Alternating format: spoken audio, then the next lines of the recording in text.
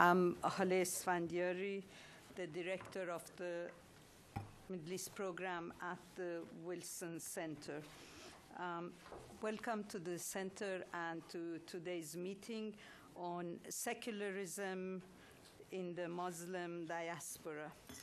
A special welcome to our four speakers. Two are here with me. Afshin Elyan and Majid Nawaz will be on the second panel. And of course, I thank my friends and colleagues, Flip Strom and Cheryl Bernard, who graciously agreed to chair the two panels. Our speakers are here for the first time, and I'm sure it's not going to be the last time. I hope to see them more often at the Wilson Center. This meeting is co-sponsored by the RAND Corporation and the Division of United States Studies and the Middle East program at the Wilson Center. I would like to extend a special thank to Susan Nugent from the Division of United States Studies, who stepped in the last minute and put a lot of time and effort in planning today's meeting, because the Middle East program assistant is no longer with us. She moved on to a better job. So some of you who came from overseas have been corresponding with her, so the reason why she's not here is that she's working somewhere else. As you see from the agenda, we will have two panels in the morning and a book launch and discussion in the afternoon.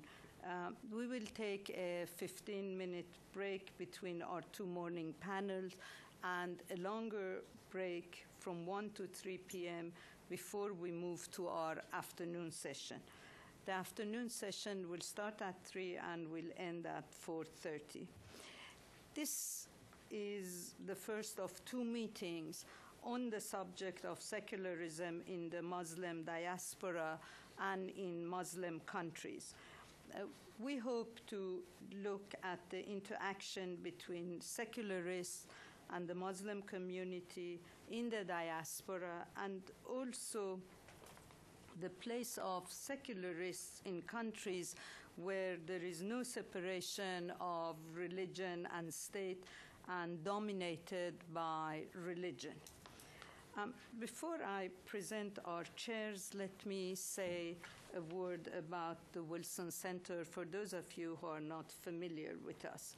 The center was established by Congress in 1968 as the official national memorial to President Wilson. The center aims to unite the world of ideas to the world of policy. It supports preeminent scholars and serious scholarship and seeks to link that scholarship to issues of national concern. As a center of advanced research, the Wilson Center seeks to provide a neutral forum for fair, open, and informed dialogue on the key public policy issues of the day. The center hosts around 500 events per year. There are 13 regional and 9 topical programs at the center. And the Wilson Center also each year plays host to a number of senior policy scholars, short-term public policy scholars, and more than 20 residential fellows. Altogether, 150 scholars pass through the center each year. Today's panels are chaired by my colleague Philippa Strom and my friend and colleague Cheryl Bernard.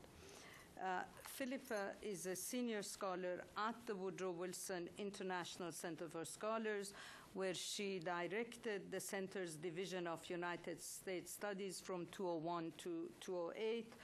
Prior to that, she taught political science and constitutional law at the City University of New York and at Wayne State University, and she has held visiting professorship at many colleges and universities, including Bogazici University in Istanbul. She is the author of a number of books. In 1994, she received the Hugh Gossett Award for scholarly writing about the U.S. Supreme Court, presented at the court by then Chief Justice William Rehnquist. Her edited Wilson Center volumes include American Arabs and Political Participation, Muslim in the United States, Demography, Beliefs, Institutions, Muslim in the United States, Influence and Innovation, and Legal Standard and the Interrogation of Prisoners in the War on Terror. The second panel is going to be introduced by Cheryl Bernard, who is the director of the Initiative for Middle Eastern Youth at Rand Center for Middle East Public Policy. Her expertise is in youth radicalization, civil-military relations, Islamism in the diaspora, post-conflict reconstruction, Afghanistan and the Middle East, and women in development. She previously served as a research director at the Boltzmann Institute of Politics in Austria. She is the author of several nonfiction books in German, primarily on women's issues, and has published 2 novels in the United States, including Mogul, Buffett, and Turning on the Girls. She's also the author of Veiled Courage, Inside an Afghan Women's Resistance, Civil Democratic Islam Partners, Resources and Strategies, and Women and Nation Building, which came out in 2008. She has also written a great number of articles on youth movement and moderate Islam. I'm going to give the floor to Flip, and we will go till 11:15.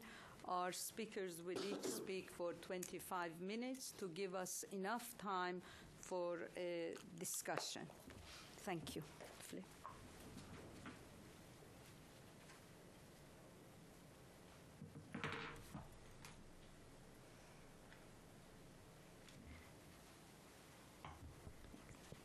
Thank you, Haleh, and good morning, everybody. It's my pleasant responsibility to introduce the first 2 speakers of the morning, and I'm going to introduce each of them so that we can have a continuing conversation rather than a break in between. Our first speaker, sitting to my left, is Jean-Pierre Filiu. Those of you who are in the room have short biographies in front of you, which will tell you more about these people than I will. I'm going to... Change? I think I was the first. Excuse me? It is I am the first. Does it make a difference to you? No, please. Don't you prefer? Because I will have some introductory remarks. Yeah? Excellent. All right. Yeah. Scratch all of that. Our first speaker will be Professor Bassam Tibi, who... It's upon the schedule. Who is... from Germany, so he follows schedules. I've been Germanized. We're going to be rigorous here. All right, remember that when I tell you that your time is up, too. German punctuality. Professor Tibi is a professor of international relations as well as the director of the Center for International Affairs at Göttingen University, and is a past visiting scholar at Harvard University. As I started to say, the people who are in this room have some biographical information in front of them, but I'm going to give some information for the benefit of those of you who are watching at home. Professor Tibi founded the Arab Organization for Human Rights and is a member of several organizations that support Muslim, Christian, Jewish dialogue. He has published 6 books in English and 26 books in German, 16 of which have been translated into other languages. And these deal with Islamic civilization, the Middle East, the Mediterranean region, and he's co-author of various other publications as well. Since 1968, his articles have been published in a great variety of journals, such as the International Journal of Middle Eastern Studies, Millennium, the Fletcher Forum, Human Rights Quarterly, and so on. Jean-Pierre Filiu, who is sitting to my left, is a visiting professor at Georgetown University's BMW Center for German and European Studies and is an associate professor of history at Sciences Po in Paris. After a fascinating career involved with humanitarian missions in Lebanon and Afghanistan, Professor Filiu has long been a member of the Foreign Service, which has sent him to posts in Amman, San Francisco, Damascus, and Tunis. He was also the Prime Minister's Deputy Diplomatic Advisor from 2000 to 2002. Professor Filiu's books include Mitterrand and Palestine and the Boundaries of Jihad. His recent book, Apocalypse in Islam, has just been awarded one of France's most prestigious prizes for writing history. With that, we will turn the microphone over to Professor Tibi. Okay, thank you very much. Do I have to push anywhere, or is No. Just speak. It is now almost 5 minutes past 9, so we were given the time 25 minutes. That makes so I stop exactly at 9:30. Yeah. In Harvard, I spent 18 years in Harvard. In Harvard, they say in Germany, as a professor, you speak as long as you want, and if they stop you, then you are insulted and you leave the room. Yeah. And I have experienced this many times in my life. In Harvard, you get 30 minutes, and if you do not comply with the time, they say we assist you to stop. And in addition, I was for 10 years commentator on German television, ZDF, and there you can say you can continue to speak, but we take the camera away. Yeah? So first thing, it is very important for me to be here. For two reasons. I mean, beyond, of course, the subject matter is great, but beyond, I'm honest. Beyond addressing the subject matter, there are two things which are very important to me. In the year 86 to 87, I spent with my wife 1 year in Princeton. That was a very essential part in my academic career. And this year was spent also with Haleh and her husband. And we had there almost, there's a culture in Princeton. There's almost every day from 6 to 7:30, there's a reception because, there are no restaurants, nothing in Princeton. And so the Institution for Communication in a house of a professor from 6 to 7:30 almost every day. And 7:30 you have to go. Yeah? And so we were together almost every in John's Hall, during the day, in the evening in a house of one of the professors, and that was a highly memorable time. Yeah? And last year, I read the Herald Tribune, and I read that she was arrested in Tehran.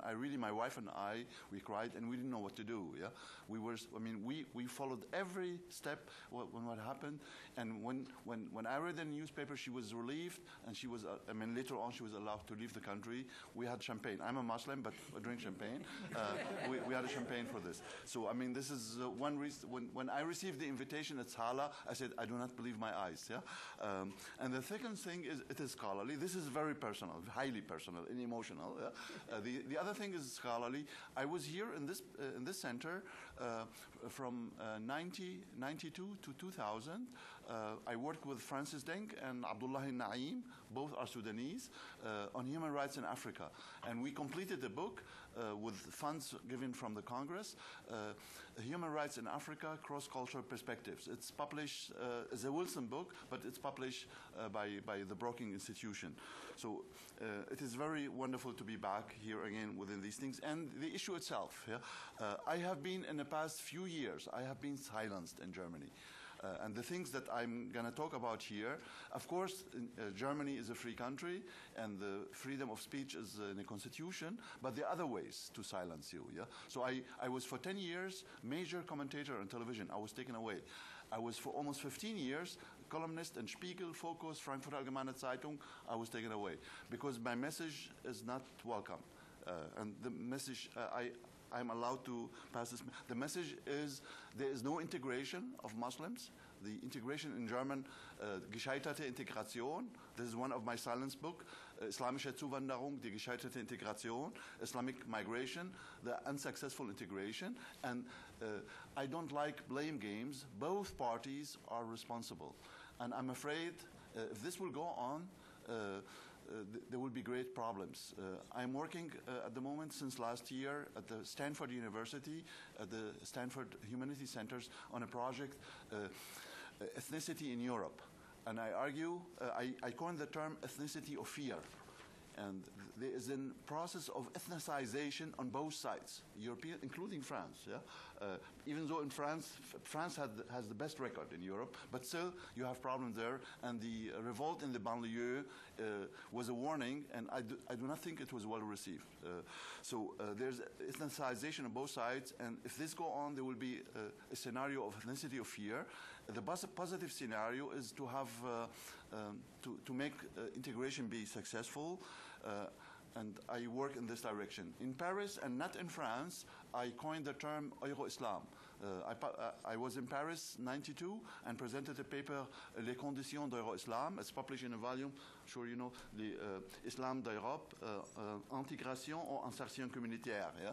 So you have these, this is either integration or multiculturalism. Multiculturalism, there is no integration. Yeah?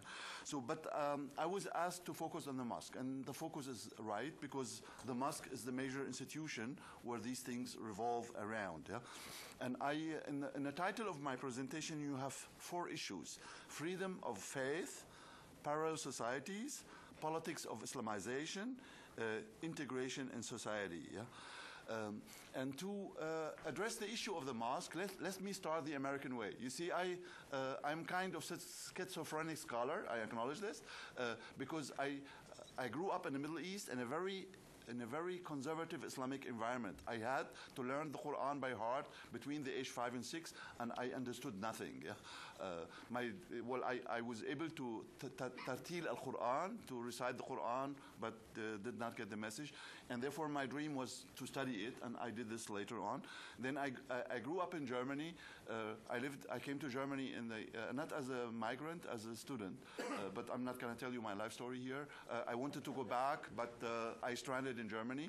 I came '62, and when I came to Frankfurt, there were maybe a couple of eccentric foreigners, yeah, and we were eccentric people. But today, that was '62. There were maybe a few hundreds throughout the city, maybe literally few hundreds foreigners. Now in Frankfurt, there are 35% of the people who live in Frankfurt. They come from 165 nations. This is official statistic.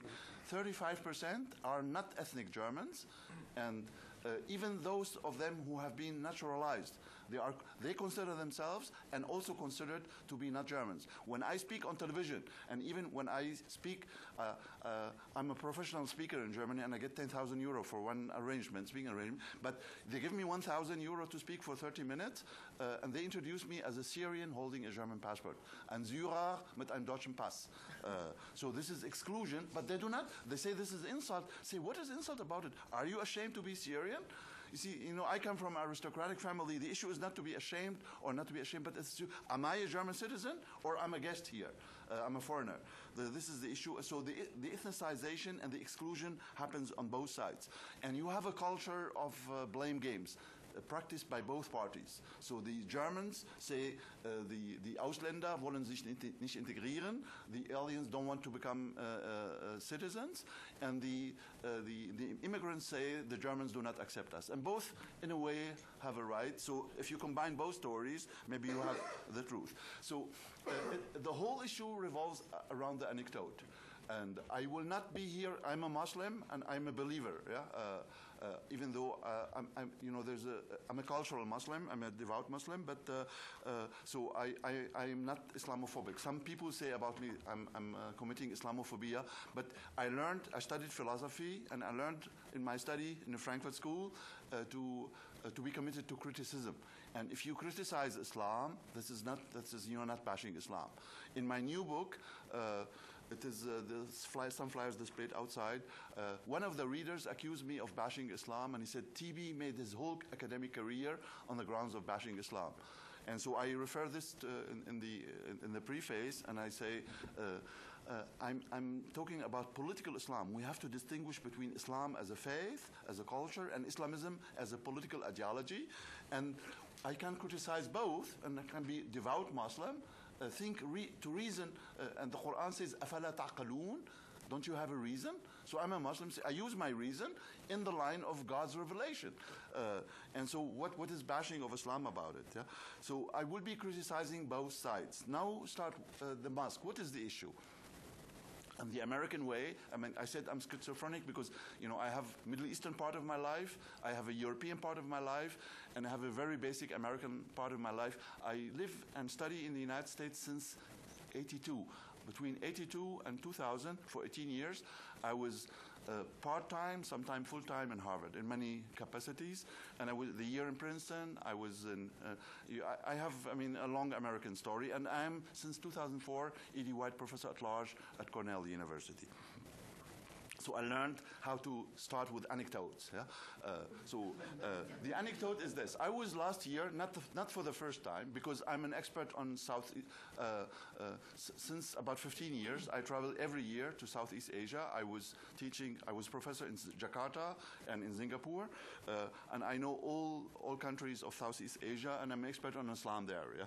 So it was not the first time, but I had a taxi driver, a limousine driver, who took me from my place in Kuala Lumpur to the airport, and I didn't know of that. There's a huge mosque close to the airport, but if you go the direct straight away to the airport, you don't see it.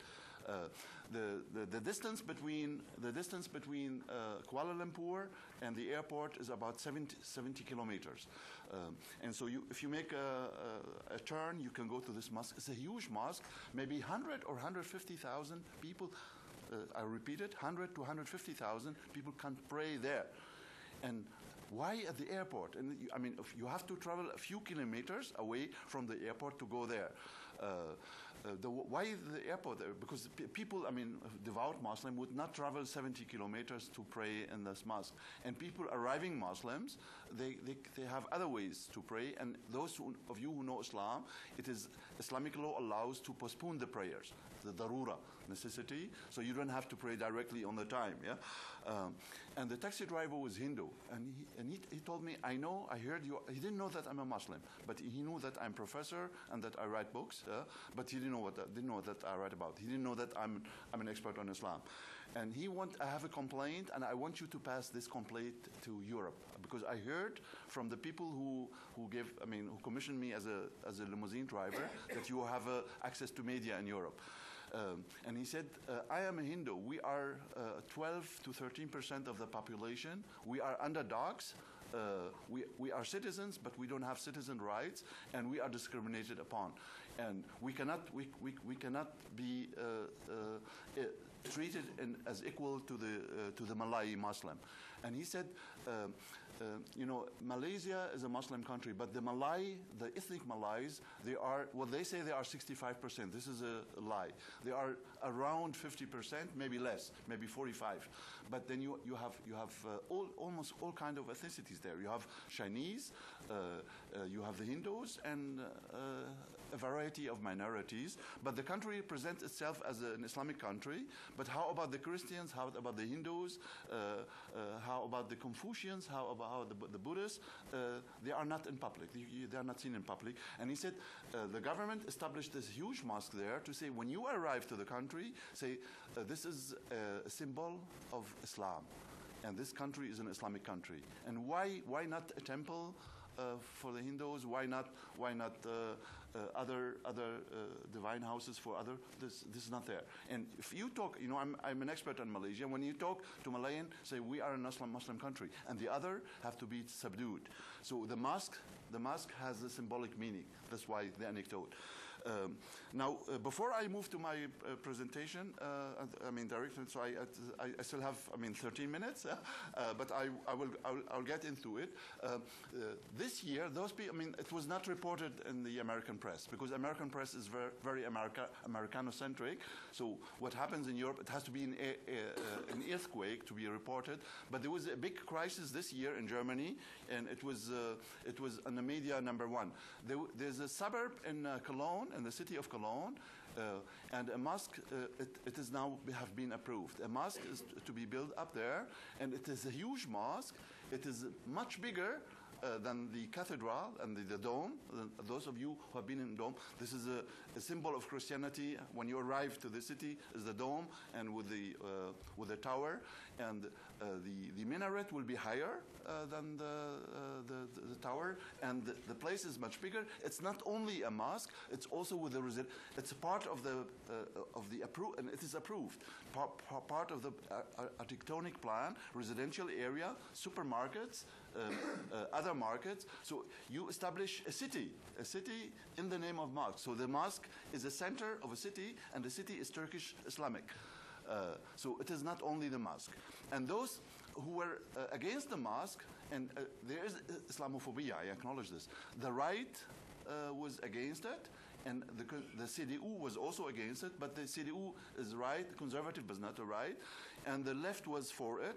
And so the issue was not what is the mosque, what is the place of the mosque. There was no debate about the issue itself. The issue was left and right. The left is pro-Islam, and the right is counter-Islam. And there was one German, he's 18 years old, he's a Jew, German Jew, his name is Ralph Giordano. He's a Jew who literally survived the Holocaust. He lived in hiding in Hamburg, and he managed not to be not to be extinguished. And he was critical of the mosque, and a German Jew who is literally survival of the Holocaust was accused of being a Nazi in public because he was criticizing the mosque. You see, and in this situation, I decided not to speak in public about it, because if a Jew cannot escape in contamination, what can happen to me? Yeah. So this is the situation. So now, give some basic informations. No polemics, just hardcore informations. And I will lead the discussion around the 4 issues announced in the presentation. When I came to Germany, 1962, there were around there were in Germany few thousand Muslims, literally few thousand Muslims, all Germany. And in the number of Muslims in Europe around the year 1950, all Europe were 800,000. Most of them were in France, and I hope you have also more specific figures, in France and the UK. And this is due to the colonial past. And the Muslims in France are Maghrebinis, and the Muslims in the UK are South Asians. And I visited time as a student. I visited many times Scandinavia, because Scandinavia was the dream of young people at the time. Yeah, I never saw a Muslim there. Yeah, but now Muslims are everywhere, and the number that I have, it was in the year 2000 were 15 millions, and in the year 2007 was around 20 millions. And the most recent figure is an estimate about 23 millions. The biggest figure is in France, and we'll hear about it later on, it's 8 millions. The next to France, 8 millions, Germany, 4 millions. In UK, you have 2 millions. Now, the mosques. Muslim life in Europe revolves around the mosque. And you have 2 different kind of mosques. I hope you will have a part in your presentation about the mosque in Paris, and about my friend Dalil Boubaker. The mosque in Paris is a center of a liberal Islam. It is the mind of Dalil Boubaker affects the mind of the mosque. So the mosque there, maybe I'm idealizing. I hope you get more about this. The mosque in Paris is part of French democracy, French society, and the Muslims who frequent this mosque, they are French citizens, citoyens français. Of course, there are problems. I don't want to idealize France, but if you go to Germany, it's completely the opposite.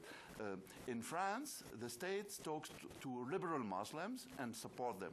In Germany, the state talks to organized Muslims. And the organized Muslims in Germany are mostly Islamists. The Minister of Interior Affairs, Schäuble, he said, I know him, we know in person, we talk, and he said, you are a nice person, I like your ideas, but you have to consider I am a politician. I am a politician, and I deal only with people who have power behind them. Who is behind you? And say, I have my mind. He said, this is not interesting for me. Yeah? And I was excluded from the Islam conference of the government because the Islamists said, if Tibi comes, we will not come. So then he said, of course, then prefer to talk to them. I think the French government would consider this an harassment and would not have accepted. So now, there are in Germany 2,600 mosques. This is a rough figure. And these mosques are organized along two lines. One of them is ethnic sectarian. So you have Turkish mosque, Bosnian mosque, Arab mosques,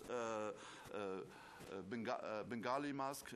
You have this is the ethnic dimension, and the sectarian. You have Sunni mosque, you have Shi'i mosque, and there are 700 Alawis, 700,000 Alawis, Turkish Alawis. They don't have mosque because they have their own understanding of Islam.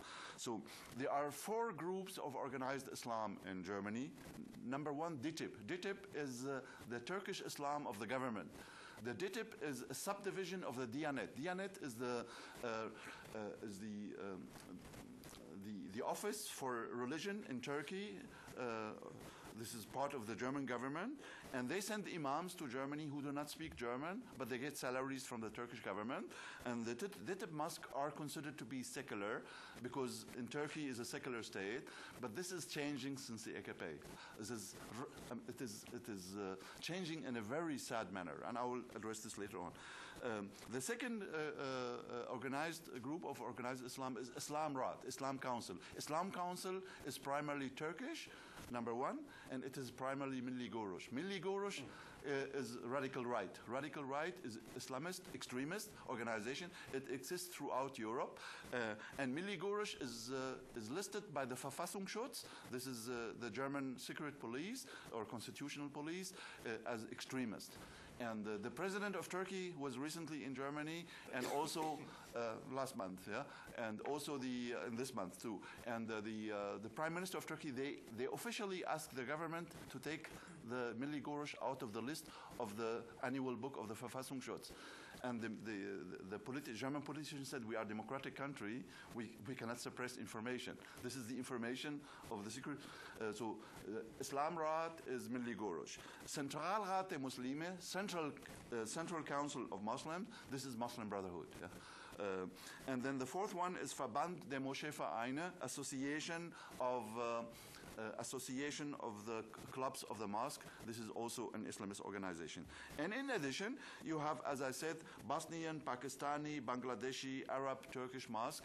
And so you have overlapping between the mosque run by organized Islam and the mosque which belong to ethnic Islamic minorities. My assumption is, and I will work on it, the assumption is mosque is not only a place for praying, and I know this from my life in Damascus, yeah, and from elsewhere. Mosque is an instrument used by the Islamists in Germany to hijack and control the diaspora. In Germany, there are 4 million Muslims. There are 100,000 Islamists. So this is a minority. I go often. I've been for a period a consultant of the Prime Minister of your country. I didn't tell you this yesterday. So they are in the highest rate of Islamists in Europe.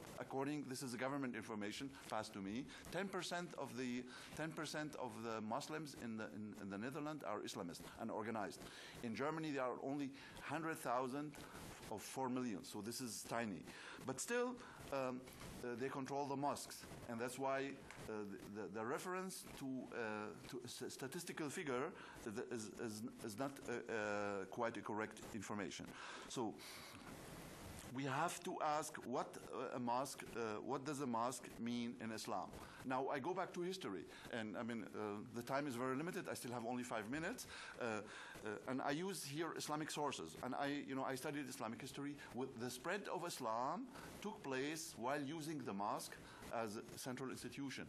There's a term in early 7th century, Amsar. Amsar is a plural of Misr. Amsar, these are colonial settlements. So when Muslims invaded places, they established Amsar, and at the heart of each Amsar, there was a mosque. And then they did the morning prayer, and after the morning prayer, they moved in rows and were fighting jihad for the spread of Islam. Yeah? So Islam, in Islamic history, the mosque has used as an instrument, not only for the prayer, but also for the institution of jihad. It is jami'. Jami' means in Arabic assembly, to assemble. And that's why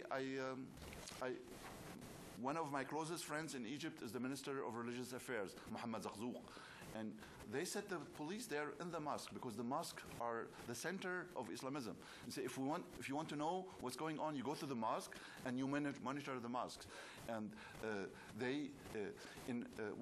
Egypt is not a democratic country, but they record everything the preachers, al-khattab, when they make the khutbah, what they say.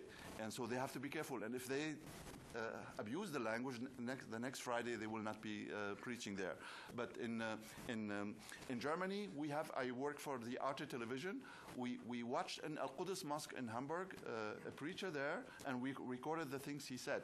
And last January, we featured one and a half hour. The thing he said, if a German would say this, he would be today in jail. But the person is still preaching because anti-Semitic incitement is in Germany is a felony, and you can get a prison sentence for this. But that was done there, and we televised this, but the government didn't undertake anything. We said we cannot do it because that would cause turmoil. Yeah. But there is a freedom of faith. I am 100% Democrat. You have in French, you say bellwether Democrat. You say here democracy applies, here doesn't. A part of democracy is the freedom of faith. And Muslims in Europe are entitled to freedom of faith, and I would go and fight for this. Yeah? And part of the freedom of faith is to build up mosques and to have official places for prayers. But the next question is, must this mosque be, a big place? Like if they are in a place in a city that you have 50,000 Muslims living there, and you build up a mosque for 100,000 people, why this? Yeah. So the mosque is a symbol for the siyadat al-Islam, supremacy of Islam. This should not be accepted. This is not part of the freedom of faith. So the reality is now the mosques are used for segregation, for indoctrination. And in this TV feature we aired last January in Arte Television is inter-European. It's also French. Yeah? The mosque serves as an instrument against integration and in the name of Islamic identity. Yeah? I finished the time. So can I have just 2 or 3 minutes? 2 or 3 minutes? Just mention 2 minutes. Okay. So the politics of Islamization. The politics of Islamization is to Islamize the diaspora to make it easy how to hijack it.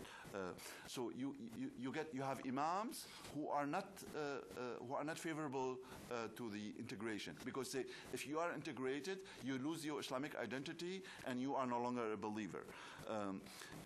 Here the integration in society must be very important. There's a discussion now in Europe and in Holland. It is even more leading than France, that imams have to get their training in Europe. They must be European, and they must preach in European languages. Yeah. And there is a fight, and I conclude with this, there is a fight within Islam, yeah? Between liberal Muslims, between laïc Muslims, and between Orthodox Muslim and Islamists. Yeah? And unfortunately, I come from the left. When I was I was one of the leaders of the student revolt in the 60s in Frankfurt. But when I sat and see the left now, the left is anti-American in Europe and anti-Semitic. And they say we are not anti-Semitic, we are anti-Israel. But sometimes I hardly see the line.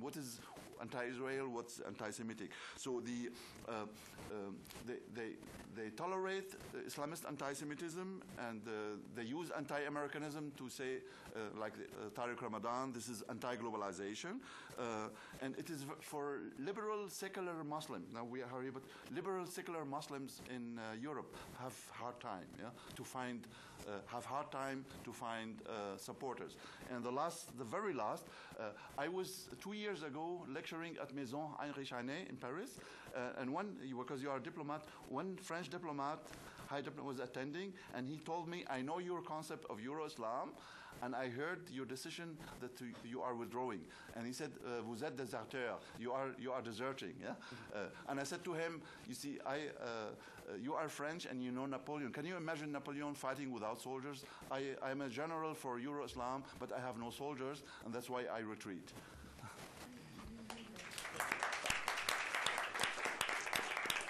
Thank you, Professor Tibi. Professor Filiu? Yes. Well, I hope I can live to Bassam Tibi's expectations. With so many things he asked me to complete, I don't know if I will be able to handle all this list. I'm very grateful to Haleh Esfandiari, to Philippe Astrum, and to the Woodrow Wilson International Center. It's a great honor for me to be here today. And please, I'm not only diplomat by training, but also by the level of voice. So if my voice is too low, let me know. Like that, it's better? It's okay? Okay, please let me know. So it's a great opportunity for me. You will have less echo. So I shouldn't pull it too much. So it's a great opportunity for me to speak today and maybe to bring some information, even though I know that you are very knowledgeable of all of you, and maybe to dispel some cliché about what is going on in France, which is why I stress the word diversity. Personally, I'm very uncomfortable with the something, somehow, the mosque or the Islam or the... Basically, we're talking about a very complex and diverse situation. I will speak as a scholar, and so far I'm associate professor at Sciences Po. I'm not chair of anything at Sciences Po. I work at the Middle East chair.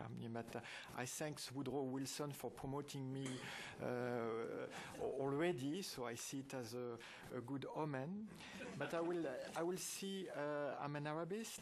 I teach also in Arabic in Muslim countries. But I will speak also as a former advisor to two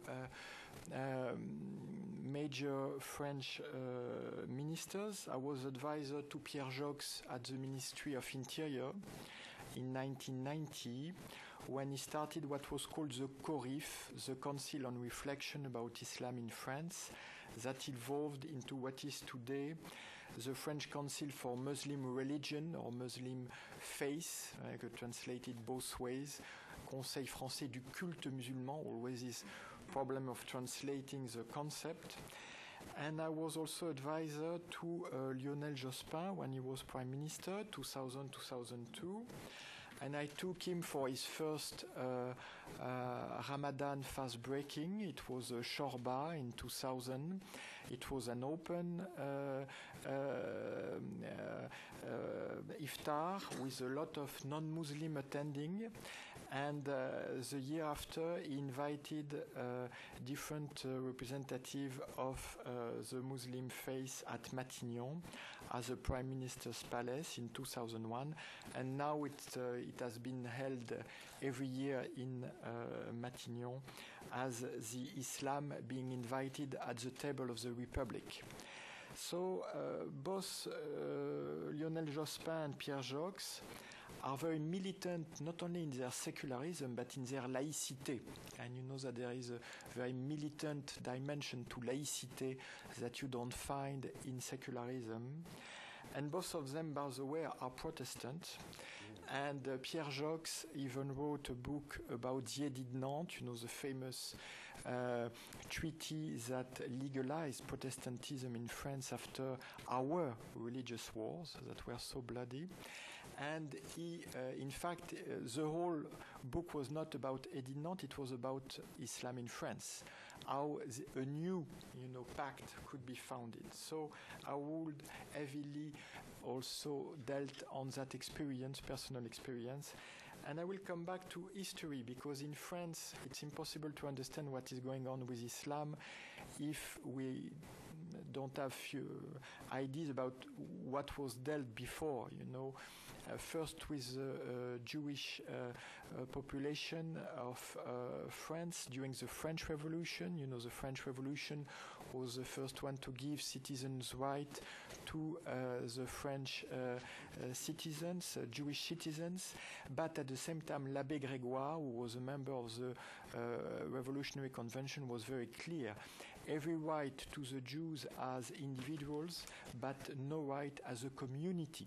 So that's from where our own complex history with multiculturalism and communitarism stems.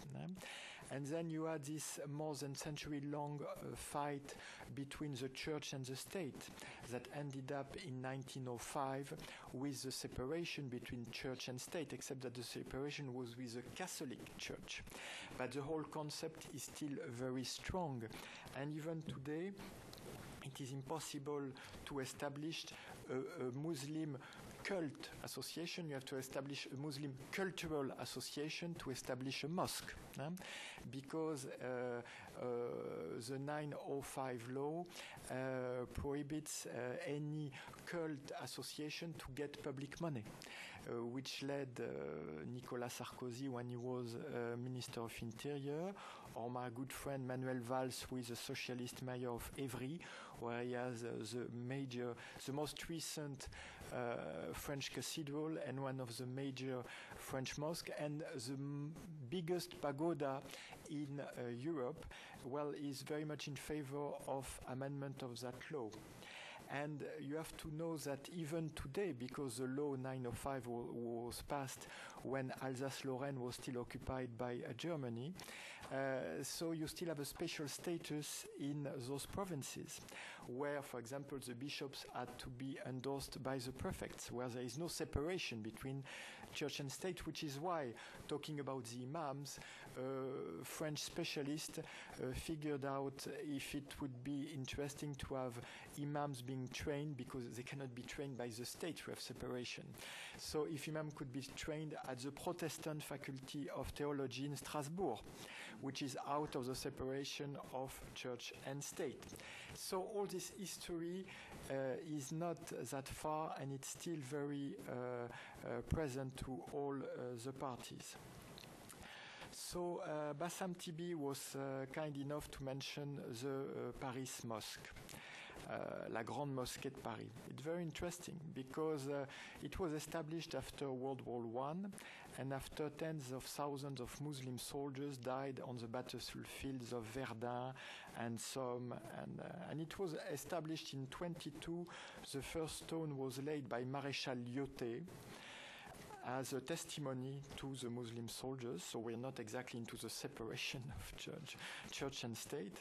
And when he made it, when he did this act, he had a wonderful speech about this will be one more prayer to God next to the towers of Notre Dame Cathedral, because it's very close to Notre Dame Cathedral. It's at the heart of Paris. It's in the Quartier Latin, in the 5th district. And it was finished in 26, and from the beginning it has been not only a mosque but also a supermarket, a restaurant, and a place to live. And so this is the way it was, and this is the way it is. And it was very heavily influenced by the intimate relationship, to use a French euphemism, between France and Algeria, with even a dynasty of Algerian scholars running the mosque. You had Sir Hamza Boubaker, Allah yarhamu, who died, and now you have his son, Dalil Boubaker, that is still running the mosque as a Grand Recteur. So I will address two issues, because we have to leave room for the debate, and I'm sure it will be very At least this is where I learned the most during the debate. So the first point I want to address is the long road to what is now this French Council for the Muslim Faith. And the second point is about diversity. Diversity means that first one has to understand who is a Muslim. So I'm sorry to say immediately that there are not 8 million Muslim in France, you know. But who is a Muslim? So if we talk, because you don't have ethnic, and I still don't know either what is an ethnic German. I don't know certainly what is an ethnic French. But what is sure is that we don't have ethnic statistics in France. They are banned, they are illegal, especially because of what took place during the World War II and the infamous hunt for Jewish citizens and residents. So they are illegal. So when it comes to demographics, well, the demographs, they say that in France you have 3.7 million Muslims with their own set of definitions that I'm not competent to debate. We are 62, 63 million people in France. And when you come to sociological Muslim or potential Muslims, you have around 5 million, and certainly not 8. And it's not a definite figure. And among those potential Muslims, what is sure is that half of them are very low, if it not to say a very absent level of observance, you know, and you know that you have the 5 pillars of Islam, and in fact what is, it's not the prayer that is most observed, it is Ramadan, because of a collective right of observance.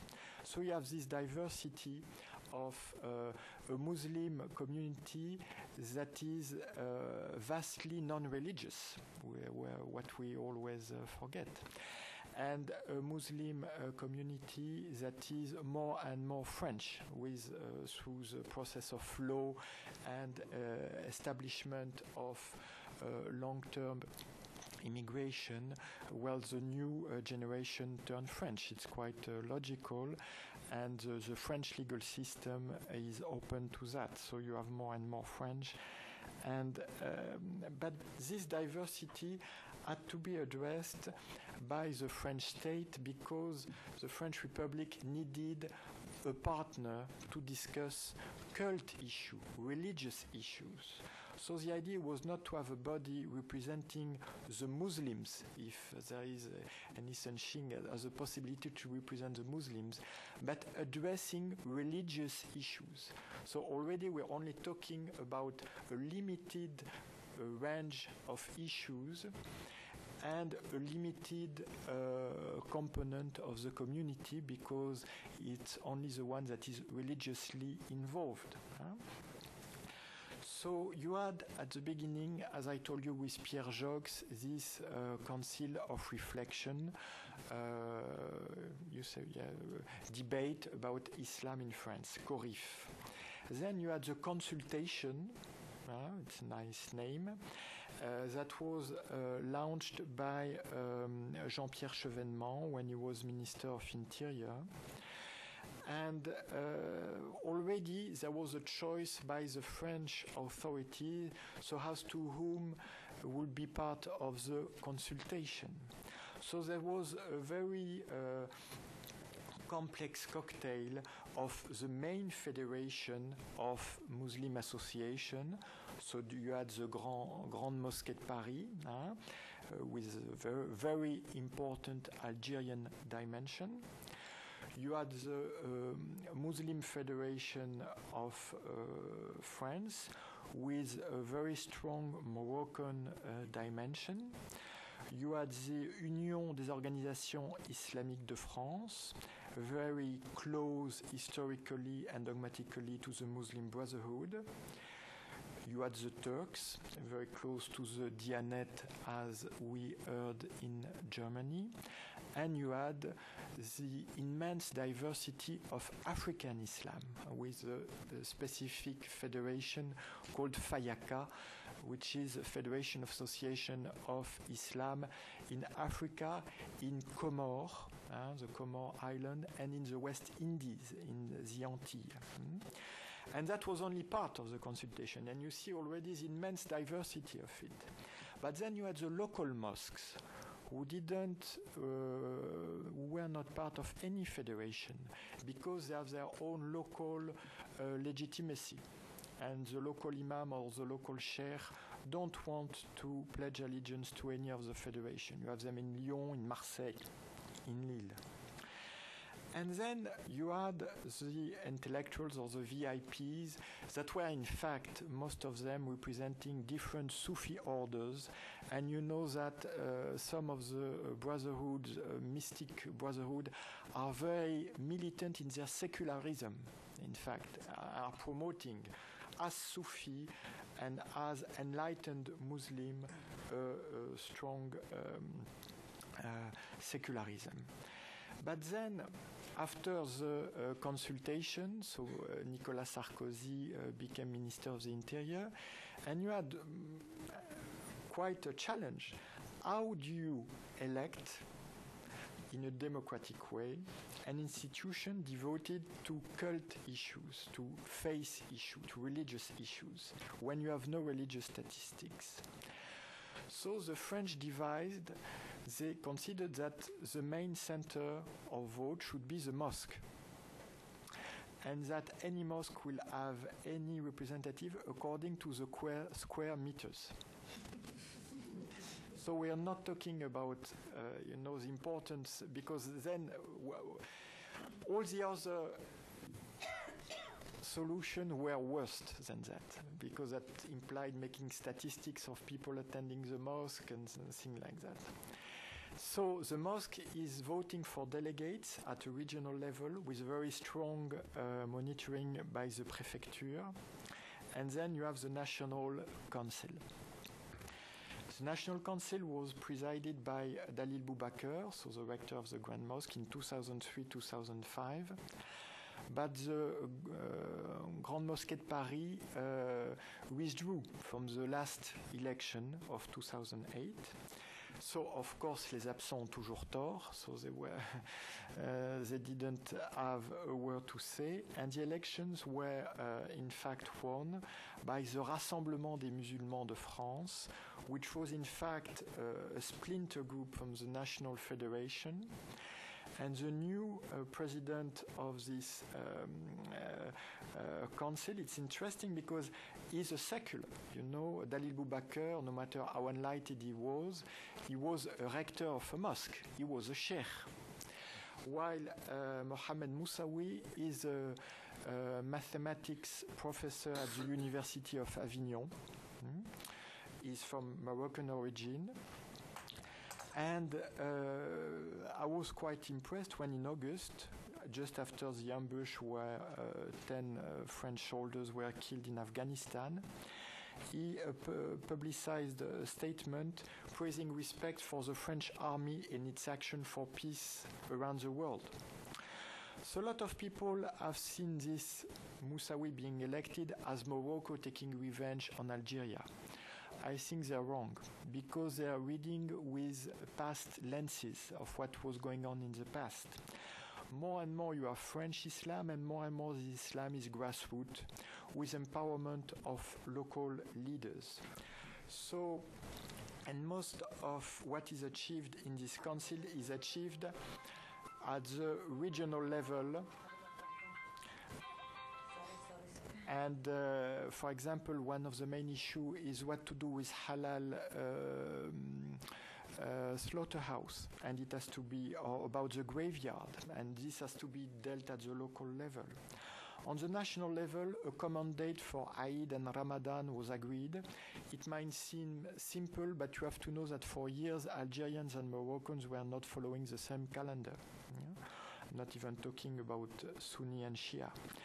You have now Muslim chaplains in the armed forces, in the jail.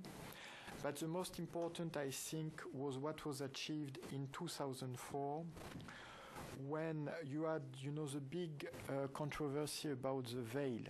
So the veil at the public schools.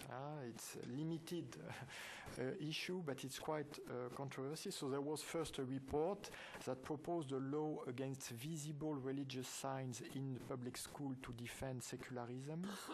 But that proposed also that Eid and Yom Kippur should become national holidays, because in French secular republic we still have August 15, Virgin's Day, we still have Pentecost, we still have Easter.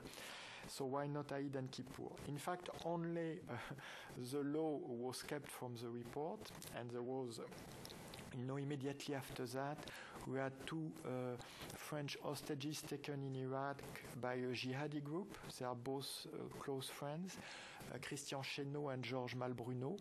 And the jihadi group says we're going to execute them if the law is not repealed. And immediately the French Council of the Muslim Faith sent envoys to the region, including Iraq, and solidarized totally with the hostages, who in fact were released, fortunately, without harm after that. So after this law that was much debated, it's quite a success, because you have only 60 girls that are excluded from the public school every year.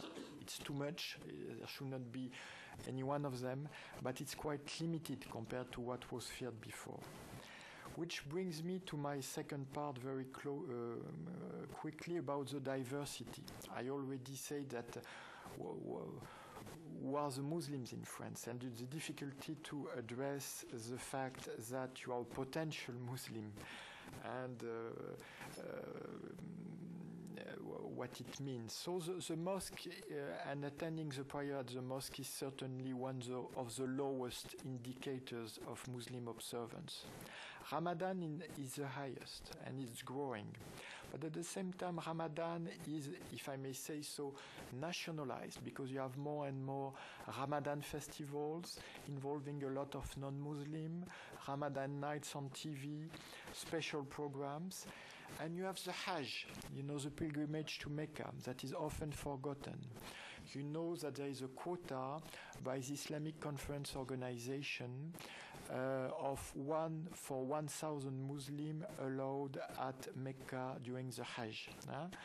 But Europe and America are out of the quotas, so they can send much more people. And it's very interesting to see how now it's basically either young executives sending their parents to the Hajj, or going to the Hajj themselves and taking a leave, 2-week leave. And a lot of sociologists, it's not my line of duty, but I must quote them, insist on the fact that many indications show that integration and observance go along, that they are not contradictory.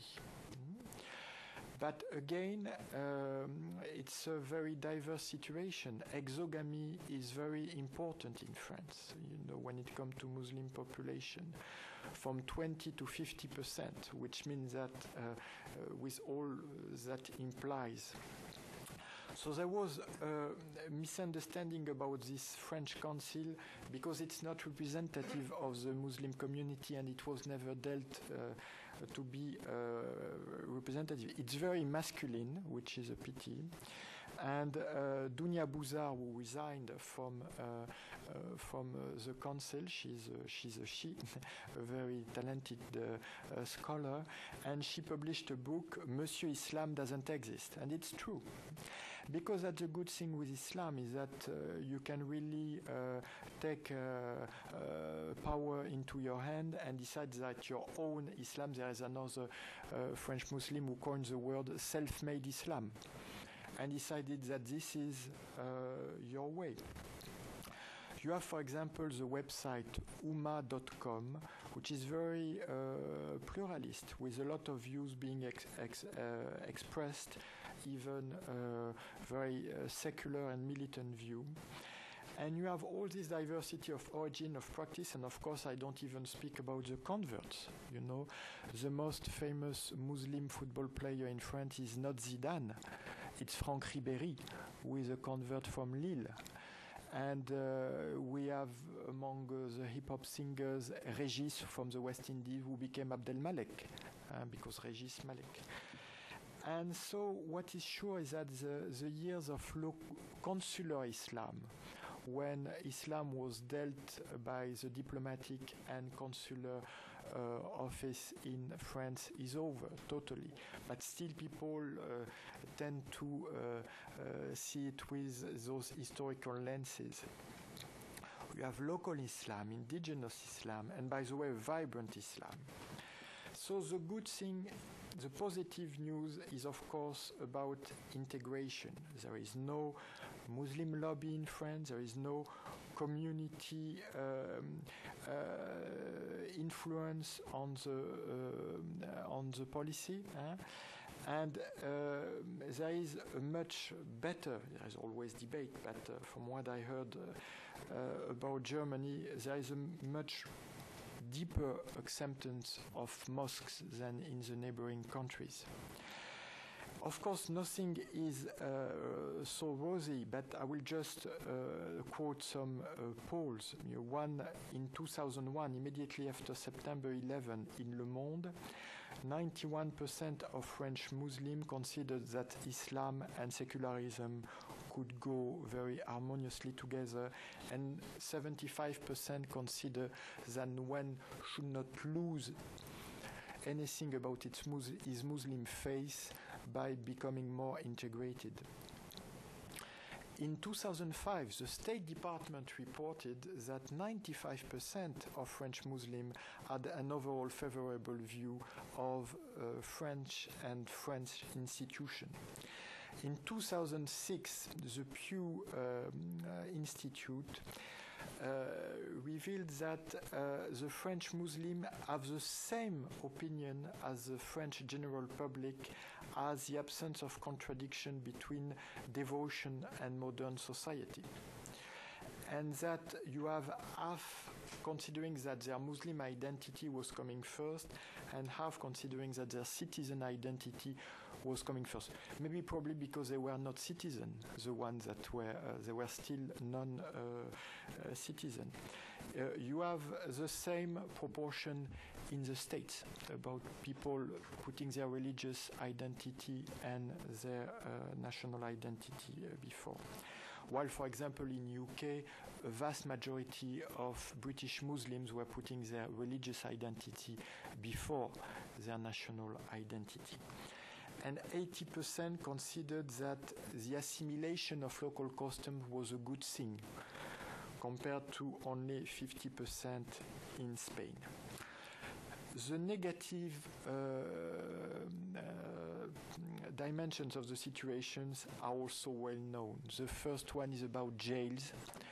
We have an overcrowding of the jails, 60,000 people in French jails. And statistic, 70% of the jailmates are Muslims? That's very interesting that you say that, because first it's very difficult to know, and the estimate are about a little bit less than a half, which is already enormous. But the fact that a figure that like 70% can reach such a scholar audience as yours is very interesting. An Iranian who lives in France. No, but it's fascinating, you know, about the cliché. And it's always a debate. We don't want to have religious statistics, but of course religious statistics are always around, even when they are not official. So this is a problem, because even so you have chaplains, they are not, they cannot handle such vast population. And in the same line of thought, you have the training of the imam, which are basically still trained out of France in non-European languages, and this is an ongoing debate. But at the same time, I would like to stress that the there is no need to caricature the debate between British or Dutch multiculturalism on one side and French secularism on the other side. Most of the day-to-day experience and dealing with diversity is dealing basically with empirical data is often the same.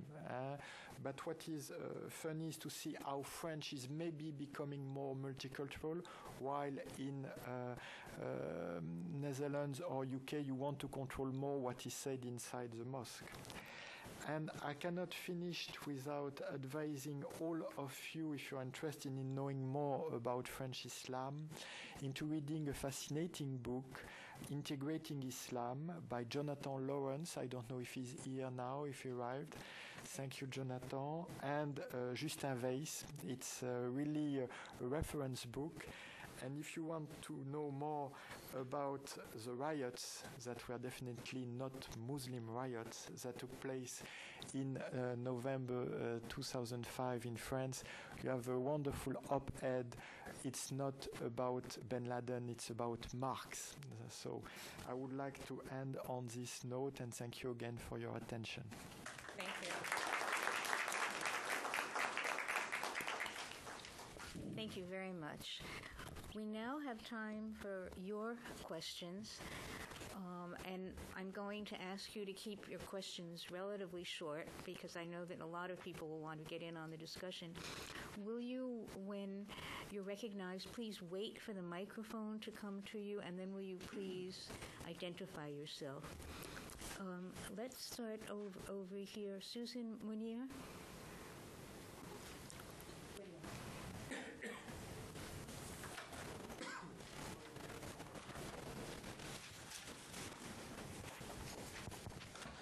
Thank you very much for this presentations. I have a short... Munir, do you want to identify yourself? Okay, my name is Munir Adzawi. I'm a visiting researcher with the Berkeley Center for Religion, Peace and World Affairs at Georgetown University. I'm from Germany. I'm a German Muslim. I worked 5 years for the Central Council of Muslims in Germany. And I was responsible 5 years for the nationwide project Day of the Open Mosques. It's a project about 900 mosques participate every 3rd October, open their doors for their neighbors. So I have some experience with mosques in Germany, and I have a short comment to that, what Professor Bassam Tibi said. I think the 2,200 till 2,500 mosques in Germany are an important part of the religious life of Muslims in Germany. They help that the Muslims in Germany develop a German Muslim identity. They are not only an important part for the religious life, also for the civic life, because this identity building helps also that the Muslims feel as citizens, that they have a voice with their mosques in the debates, in the public debates. So I think that the mosques serve or help that the Muslims integrate into the German society. And the 4 Muslim associations which you mentioned, these are the interest organizations of the 2,200 mosques. And in the German frame, in the German political frame, we have the Staatskirchenrecht, which means a cooperation between state and church. And in this kind of cooperation, you need organizations which represent the religious life. So we need these organizations. So it makes some sense that the Minister of Interior, Mr. Schäuble, said that he needs a counterpart which represent people. Only then you have a kind of legitimacy to cooperate with these organizations. I think they have some problematical ties with foreign countries and also with ideological groups, but there is a lot of development in the last years, and also Professor Lawrence pointed this out in his report for the International Crisis Group. There is some positive development, and I think it's very easy, it's too easy to say they are all Islamists and they want to hijack something. This is an Orthodox Islam, which we see in Europe, but there is a positive development to have a European Muslim identity in another sense than you think about it.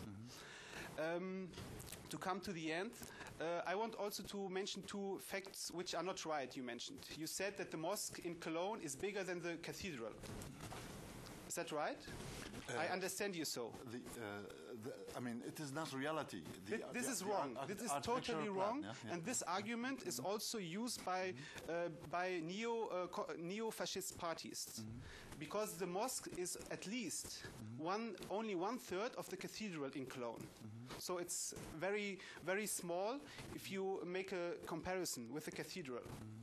The second point, we have about 4 million Muslims, you said. We have about 3.2 to 3.5 million Muslims.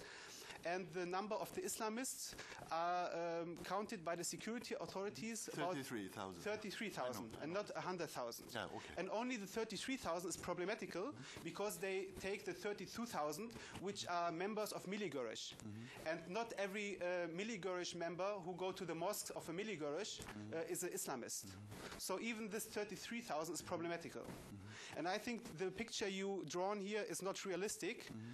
And I think the secularization paradigm is something interesting to think about it. Okay. Well, I work with Bundeskriminalamt, and we have this debate. Start with the data. Yeah, they have the names and the files of 33,000 people. They identified as Islamist, but I'm a social scientist and I'm not a policeman. So my number 100,000 is not based on police research with identifying people, but it's based on it's a rough estimate about the study of Islamism in Germany. Yeah? So this is different, and we carry this debate in public because I go to the meetings of the Bundeskriminalamt. Bundeskriminalamt is German FBI. Yeah, so they I say your figure this is a police number, and this is not a social scientific data. So now the Germany, as unlike France, is not so secular, and the fight is, and I hope you will agree with me, the fight is about funds, yeah, because if in Germany the church is accepted by the state, and the state collects money for the church, so there's a Taxsteuer, there's a Kirchensteuer, and the organized Islamic groups they are very interested in this, and maybe that could be legitimate, and therefore by German law, you cannot only be accepted as a representative of a religion if you are accepted legally, and then they want to have Kirchensteuer, and this is a problem. And the problem is, you see, in Islam, you see, I'm a Muslim, and somebody say, no, you are not a Muslim, but this is actually a violation of the freedom of faith. And then, if I would say, supposedly the Koordinationsrat, now the four groups, they are united, and they still, Schäuble doesn't want to accept them. But if they were accepted, then I would retreat, because I wouldn't pay for them tax, and that would be considered by Islam. I would be seen as murtad, apostate, and I am not apostate. Yeah, but it is like that. That would be the inference, and therefore the fight in Germany. I would love to see something like France. You know, the Association du Culte Musulman. So the association, the recognized association of Muslims. It is about cult, about how al-ibadat in Arabic. The issue how to recognize the Muslims have 100% the freedom. They are entitled to freedom of faith, and this is only limited to ibadat. But it is not a political representation. And so the challenge of secularism is not only to the Islam diaspora in Germany. It is a challenge to the Muslims, to the German society, and to the German state itself. Because Germany is not as secular as France, and I hope that the challenge of Islam will compel Germany to become more secular, to come to terms with the issue. Let's go to other questions. Do you want to start with the lady in the back, right in front of you? I'm sorry, I don't know your name. Yes. Will you identify yourself, please? Yeah, sure. My name is Nadia Hijab. I'm a senior fellow at the Institute for Palestine Studies, and I just had two comments. The first is when I think about the term secularism in my part of the world, the Arab states and Israel, it's a very problematic term, obviously, and I often wonder if it's not better to argue that states should be the state of all their citizens, which is not the case in Israel or in Arab states. So rather than push for secularism, say that we want to apply international standards and the international conventions that states themselves have signed, human rights, and so on. And I'm just wondering to what extent that is an approach that's tried in Europe, that all states have signed on to, who are member states of the United Nations. Most of them have signed on to international conventions that uphold certain standards, and if that could provide like a different entry point or a healthier entry point in certain cases. In fact, sidestepping somewhat the religious debate. The second point is, I was surprised to hear you say, Dr. Tibi, that there's almost no difference in the left in Germany between being anti-Semitic and anti-Israeli. My impression, and of course I haven't lived in Germany at all, is that the Germans are extremely careful what they say about Jews and what they say about Israel, and to the contrary, it's Israelis that claim that criticism of Israel is anti-Semitic. And in fact, many of the speakers against Israel's occupation are European Jews, and increasingly in America, American Jews. So I wonder if you might perhaps clarify that. Thanks. Maybe only on this point? Let's see, wait, first whether, Dr. Filiu, do you want to respond to that at all? I just want to give everybody equal time here. Okay. Just, the second point, and you can imagine, ethnicity has a part, and because of my ethnic background, I side with the Palestinians. You can imagine that, not only for political reasons. But I am, as a humanist, I'm against anti-Semitism, and they are, you are right. In Germany, law is very tough on anti-Semitism. In this country, in the United States, you can make in public anti-Semitic statements, and this is freedom of speech. There is no freedom of speech in this regard in Germany. If you make anti-Semitic statement in public, you can be sued, and the law is very tough on this. And German anti-Semites, they are still German anti-Semites. This is fact. They try to hide themselves. They abuse the Palestinians. They abuse the suffering of the Palestinians to make use of it in their statements. And they say, this is not anti-Semitism, this is anti-Zionism. I acknowledge, my friend, Maxime Rodinson, my teacher and my friend, he was a Jew, and he wrote against Israel and also against Zionism, but he's not anti-Semitic. So, I am aware of this distinction. Anti-Zionism is not anti-Semitism, but in Germany, it is the anti-Semites abuse it. And number two, somebody may not like it. It is an empirical fact that there is within Islamism, not Islam, with the authority of a Jewish historian, Bernard Lewis, in his book, The Jews of Islam, in Islam there is no anti-Semitism. There is nothing like this. And this is an introduction from Europe, but it is now there on place. And there is an Islamist anti-Semitism, and it started with Sayyid Qutb, the godfather of Islamism. And he wrote a little pamphlet, Ma'rakatana Ma'al Yahud, and this is the groundwork for Islamist anti-Semitism. And this booklet is read in Islamist circles. And so there is Islamist anti-Semitism. This is not Islam. I say it again. And there is, in Germany, there is cooperation between both parties. And sometimes some Muslims in Germany who are not anti-Semitic, they are concerned about what's happening to the Palestinians in the occupied territories, and they are naive, and they work with the German anti-Semites. They say, these are our allies, but they say, when I talk to them, they say, these people are racist, and the way they do it to the Jews, they do it to you as well. Can we have the microphone up in the front, please? William is coming. Oh, thank you.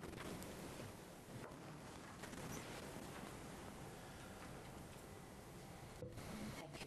I'm Maha Kaddoura from Lebanon, but I'm a board of the Kennedy School, the Dean's Council. I just want to ask Monsieur Filiu about the integration in France.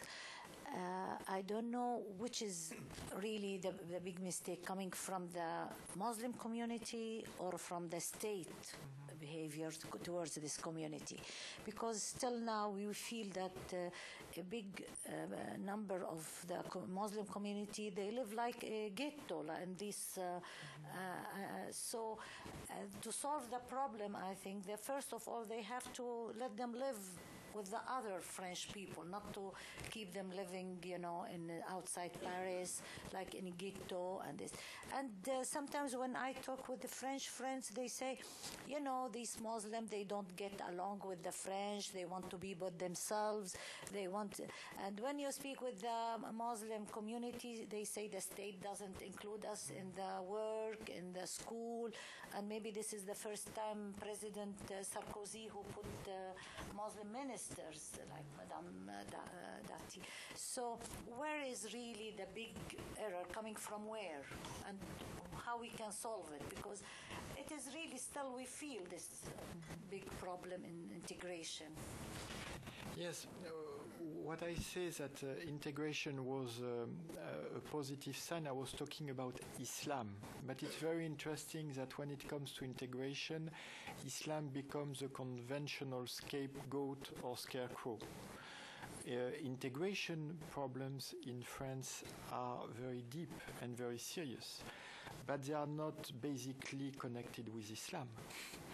They are connected with, you speak about ghettos, we speak about banlieue. So here it is downtown areas with the suburbs for the more affluent population. It's the contrary in France. So you have we have now Fadela Amara, who is an activist of this part of the country, who is now trying to promote new policy of integration of the banlieue. But what I want to stress is that it is a social problem. It's a very old social problem. It was one of the first one on the agenda of the new president. But it's not a religious problem.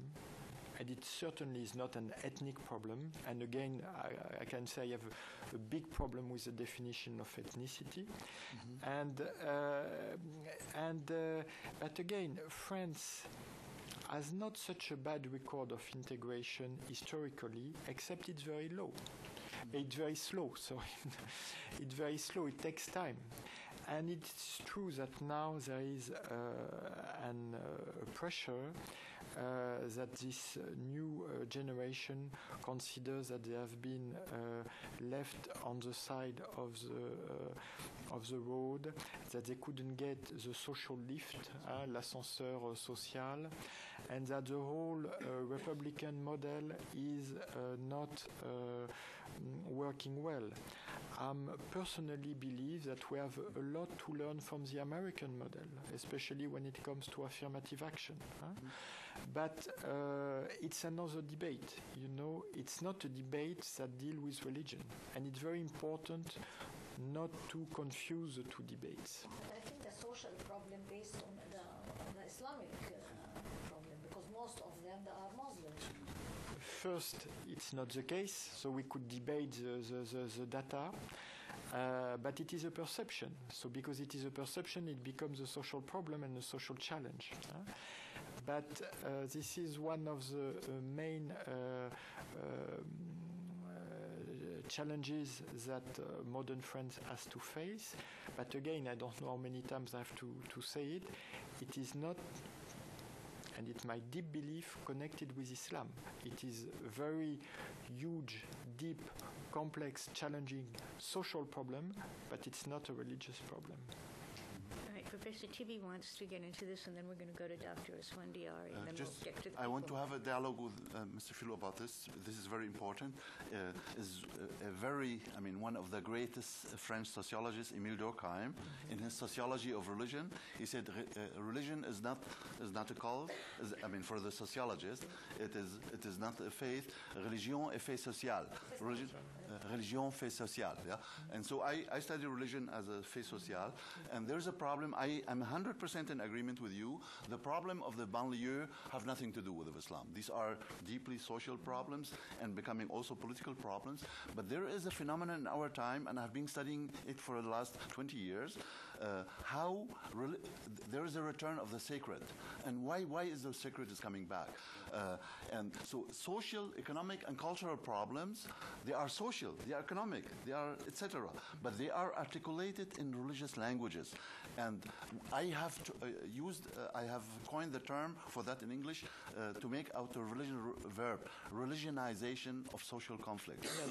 And therefore, when we are fighting against these ghettos, you have to consider, of course, this is not Islam, but the problems are articulated in Islamic languages and becoming religionized, and and also becoming ethnicized. I agree with there's ethnicity. You see, I'm an ethnic Arab, yeah. But when I go to Algeria, and I do this often, so I mean, I accept the language, sometimes not even the language. But you see, what is the commonality between me and Algerian? Yeah.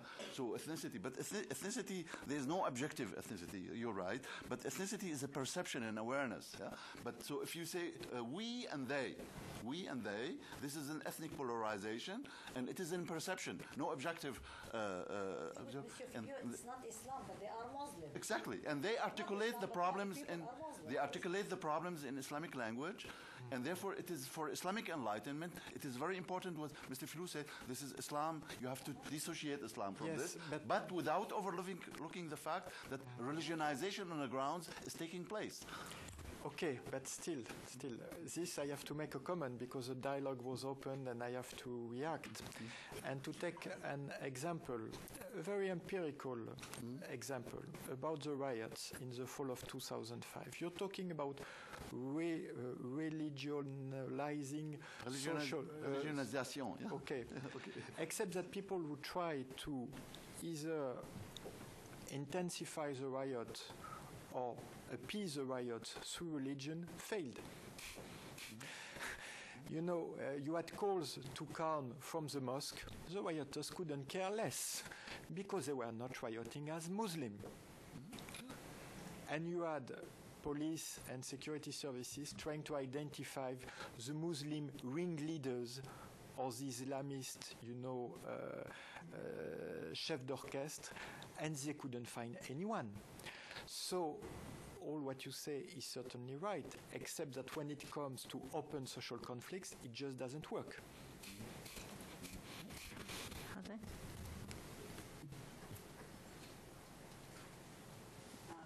Thank you.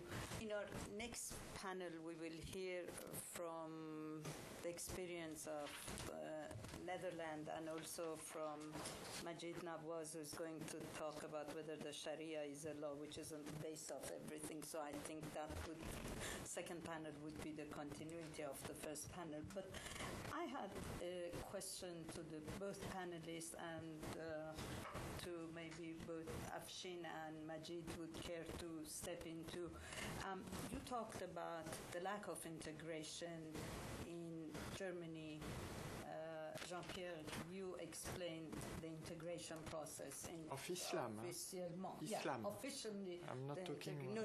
Officially, but now in Europe. We have the European Union. So, is there going to be an official integration policy that will sort of deal with all European countries regarding this problem of secularism versus, the Islamic community in these countries, or basically each country, state policy? Each country has to deal with its own problem. I mean, this is a question posed to all four of you. We have only at this moment a policy for asylum seekers, European policy, but not for integration, not for Islam discussion, not for security questions. I hope.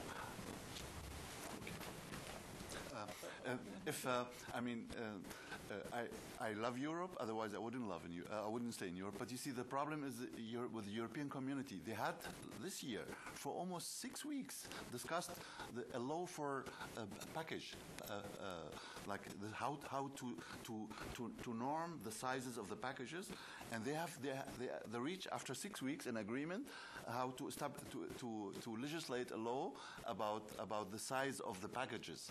I mean, commodities. So they have. It's stupid. Assume superpower deals with package, but there is no common policy about integration. There's no common policy about migration, and above things. I mean, this is not our topic. There is no common foreign policy of the European Union, and there is no common security approach. Yeah? So, I mean, the European problem. The problem is European. France is the most advanced country in this regard. I acknowledge this, and I appreciate this. And the best thing I acknowledge France. There are 3 ministers in the president cabinet who are Muslims. Yeah. Well, they do not go pray 5 times, but Muslim. I'm a Muslim. I do not pray 5 times every day. But Muslim is identity. How do you define yourself? A part of my identity is Islamic, and you see, we are represented in the state. The French Muslim can say 3 of us are ministers, and in Germany, there's none of us in the top. None of us. Yeah. In the first time in the history of the Netherlands, 2 Muslims are a member of the cabinet, and it's because of polarization, because of struggle between left and right. And this is the best way to undermine polarization. The best way. Yeah. So far,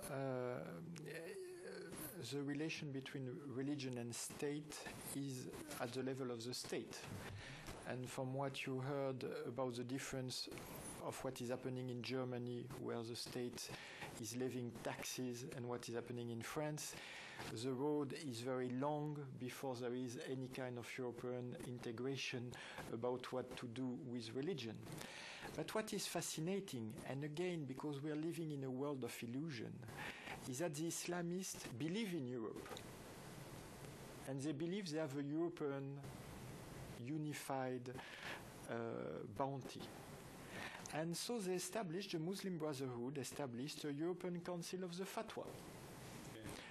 And they even brought Youssef Qaradawi in, the most famous non-Muslim Muslim brother from Qatar. He is the heir of Sayyid Qutb.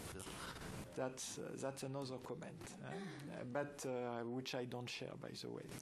But just it doesn't work, because they issue fatwa, but to whom? So by projecting their own apparatchik view over a European institution or outfit that is not yet there, they're just out of touch. But the problem is that a lot of what they published is read as something that is really of a matter for Europe and Islam. And so we are living in a world of illusion, because nobody listens to their fatwa, but a lot of people read them, especially outside the Muslim world, and consider that the Islamists are already gaining power in Europe. Interesting. All right, right here, please, and then we'll move on. I just want to make sure that we don't lose sight of something that both of the speakers have mentioned a few times, but we haven't picked up on in the discussion, and that is the diversity in the Islamic communities there. Because one of the things that has concerned some of my colleagues and myself, as we've looked at it from a policy point of view, is that the political focus of many of the Western governments is leading them to intervene in a way that may have unintended consequences in the structures of the Islamic communities, especially that are living in the West. So their concern about fundamentalism and extremism is leading them to perceive that the best antidote to that is traditionalism and conservatism. So they tend to favor a sort of a mainstream establishment, but very conservative, mosque-oriented Islam that represents only part of the Muslim populations in the West. You were saying something like 50% perhaps, but we know it's a broad range. It's not any different in Christianity or the other religions. You have people who go, to just use their religious observance when it comes to major life incidents like death or marriage or things like that. And then you have others who are extremely observant but in a private way, and they don't consider that their principal identity. You have the whole range. But large portions of that are getting lost for political reasons. And I think what brought that home to me was a visit I made to Bosnia. Bosnia, of course, is home to one of the poster boys of moderate Islam, Imam Ceric, someone I happen to admire. And so when I got there, I was assuming that most of the observant Muslims there would be very proud of Imam Ceric and the prominent role he plays at all the Islam conferences everywhere. But much to my surprise, they were actually very angry and upset that he was becoming, because of Western governments, sort of like the official face of Bosnia. And I went to madrasas and the Sarajevo Theological Faculty there, and everywhere I heard the same thing. We want to be recognized as a European country that is predominantly Muslim. We don't want to be seen as this Islamic state in Europe. And because you are declaring unofficially Ceric to be like the face of Bosnia, you are deforming the way we would like to be seen and the way our identity would like to be seen. So these I think are aspects that are important to keep in mind. All right, let's take a couple of questions because all of a sudden a lot of hands are going up. And so, Leila? Leila bin Bashir, public policy scholar at the Woodrow Center and from Tunisia. So I would like to have Monsieur Jean-Pierre Filiu's opinion about the following thing. I mean, in France, if you look at the origin of the Muslim immigrants, they come mainly from the Maghreb, so a part of the Arab world that do not have, historically speaking, minorities, which is quite homogeneous. And this is a fundamental difference with the Mashriq that has historically been diverse with lots of minorities, and this is what we see today and all the dynamics that go along with that. I'd like to have your opinion, about the impact of the origin of immigrants, Muslim immigrants, on the way they are integrated in the West. Now, if you look at the integration of Muslims in France, it's going to be the integration of people who come from the Maghreb, who have specificities maybe that other Muslims elsewhere do not have, like in the US, Britain, and so on. So I'd like to have your opinion about the impact that this factor could have on their integration in France and on the way France deals with them as a distinct group from other Muslims. Will you hold on just a minute? We're going to get another question at the same time. There was a gentleman over here. All the way on the side, Susan. Will you keep your hand up, sir, so she can see you? Thank you. Good morning. I'm Shalbal Anton. I'm a journalist here. Two quick questions. First for the Professor Tibi. Professor, what do you have to say about tolerance with the Muslim in Europe? Do they practice and develop a understanding for tolerance toward others, a special understanding? This is my question. And for Monsieur Filiu, we're always using the U.S. relations or France relation or between brackets West relations with Muslim world. Do you agree about the term Muslim world? And some Muslim consider this as putting them away of our world. The term in Arabic, al-alam al-islami, because you know Arabic. Do you agree about this as diplomat and researcher? Thank you. Do you want to begin? Thank you. Well, the Muslim world is an objective notion because you have the Organization of Islamic Conference that represent, then you have, again, even if this organization, the question of definition is fascinating because what is a Muslim country? Is it a country where the head of state is Muslim, like Gabon, where 99% of the population is not Muslim? Is it a country where the majority of the population is Muslim? Is it a country where you have Muslim in the constitution? But I'm not Muslim, so I don't decide. But this organization decided certain standards to admit states in an organization of the Islamic Conference that is, by the way, totally copied on the UN model.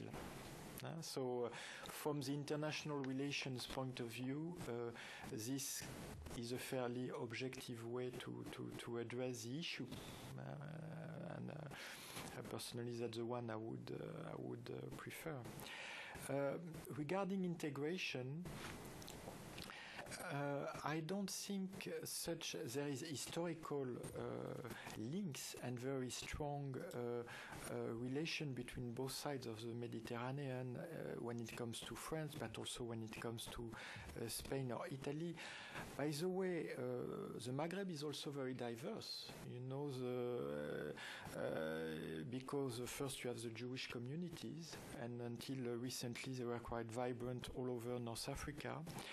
Then you have the whole Berber versus Arab dimensions that brings a lot of diversity into the whole human reality. So the fact that there would be some kind of a non-diverse approach to North African human realities, this I cannot buy. And certainly I don't see it in what is going on in France. And again, you know, I'm calling my colleagues from sociology. What they tend to prove is that a Moroccan Muslim in Spain reacts more like a Muslim Spaniard than like a Moroccan Muslim in France. You know, there is much more nationalization of the different way people behave according to the place of residence and breeding, which brings me back again to the fact that the framework of the state is still very much valid in Europe when it comes to religious integration issues. Okay. The point of departure, and there are many points of disagreement, but the major point of agreement is diversity. Diversity is very central in Europe and also within Islam. And therefore, in the project that I participated in France, where I presented my concept of European Islam, the book was published, and the Islam d'Europe, Islam with S, I mean the Islams. But there are many Muslims who do not like this. I remember I was lecturing at Al-Azhar University 2 years ago, and the dean stopped up and said to me, "You have stayed so long in Europe and you do not understand Islam." Yeah? He said, "There's only one Islam. You take it and you leave it."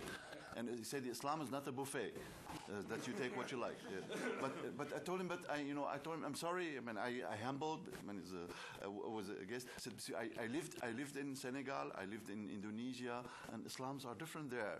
And these differences, this diversity, is also reflected in the Islam diaspora.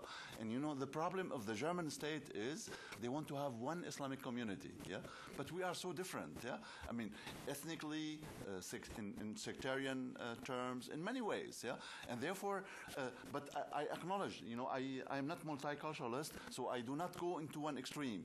There's diversity, but at the same time, when I was living in Senegal, I was accepted, even though I'm a light skin, and 2 Afro-Americans who were there, they were rejected because they did not speak French, they did not speak Arabic, and they said, we do not believe. And they said, why should I deal with you? I was there, frère musulman. So there is something like Islamic identity. So you have the same. You have the ummah, civilizational. I don't like the term world of Islam. There's only one world. So there's no one, but there's Islamic civilization. And within Islamic civilization, you have thousands and thousands of cultures. So you have civilizational unity, and within it, cultural diversity. And this comes to Europe. So when Algerians, Turks, and what have you, when they speak to the Europeans, they say, we speak as Muslims. But when they are among themselves, they are Turks, they are Algerians. So you have both the commonality and the diversity. And the politics of integration has to take account of both, that there is one Muslim community in Europe, 23 million, but this community is highly diverse in all terms. And the idea of the citoyen is related to the state. You see, if you ask me, I'm a Syrian, I don't feel as a Syrian. I feel a Shami. I'm from Damascus, and my ethnic religious identity is Shami, who's a Muslim. But Syria is a construction. So, I mean, an identity related to the state is a construction to most Muslims, and this is a problem in Europe. Like, say, you are citoyen français, but you say, but I'm a Muslim. My identity is the Muslim Ummah. So how you balance both? And these things have to be addressed. I mean, I have no solution, but these things have to be addressed, and they are there. You have a diversity, and you have civilizational unity at the same time. Okay, and we've got time really just for one more question. There's, can you get the microphone there? Thank you. Stanley Kober with the Cato Institute. I'd like to follow up on that last point on this issue of identity. We are living in an era of profound change in which countries are disappearing, new countries are appearing. Bosnia was mentioned. That came out of the disintegration of Yugoslavia. That was a secular communist society, and the secularism was not sufficient glue to hold it together, and so it broke apart. We are talking here just in terms of Islam, but is this part of a bigger tidal wave in an era of fundamental transformation? As I said, the disappearance of states, the creation of new states. In the 17th century in Europe, what happened? You had the creation of nation states, the nations defined in terms of religion. Are we seeing a repeat of that now as people's identities are changing and religion is becoming more important generally because of these change in international state structures? Would you care to comment? Personally, as I put it, and I don't see religion becoming so much a more important dimension in the definition of identity in Europe. And from the data I gathered, I don't see in any religion, becoming, overlapping the citizen affiliation. So certainly from the point of view of Europe, religion is one of the different set of values that have to be addressed, but certainly it's not the one upon which new entities or identities are built, not from what I read. May I contradict? At the university, at Cornell University, at the Center for European Studies, we conducted between 2003 and 2005 a big project, Religion and Expanding Europe. And it is published as a book edited by Peter Katzenstein, Religion and Expanding Europe, Cambridge University Press, 2006. Yeah? And this problem, I mean, you are an example for this. I hope this is not only you. It's in Europe. Europe is in a variety of ways secular, or it is better to say than secular profane, because Daniel Bell of Harvard make a clear distinction between secular and profane. So profane means the religion doesn't matter. And so in general, if you go to churches in Western Europe, churches are empty, but mosques are full. So Europeans do not care about religion. However, religion is coming back to the world. There are many centers now at the University of Boston, where I'm coming today. You can get an MA degree in international relations and religion. So religion is coming back and becoming an important issue. But the Europeans do not like this, and they refuse to develop an awareness of this. And in our research team, we're about 20 people. We wrote this book, Religion and Expanding Europe. Religion is coming back to Europe, and Europeans do not develop an awareness of this. One source of the return of religion of Europe is Islamic migration. Well, we've come to the end of our time. It's really interesting to me that in a program about secularism in the Muslim diaspora, we have not grappled with one question, which perhaps we'll get to in the second panel, and we'll certainly get to this afternoon. How do we simply gather information about secular Muslims? it's relatively easy to gather information about Muslims if you are looking at mosque membership or membership in large organizations.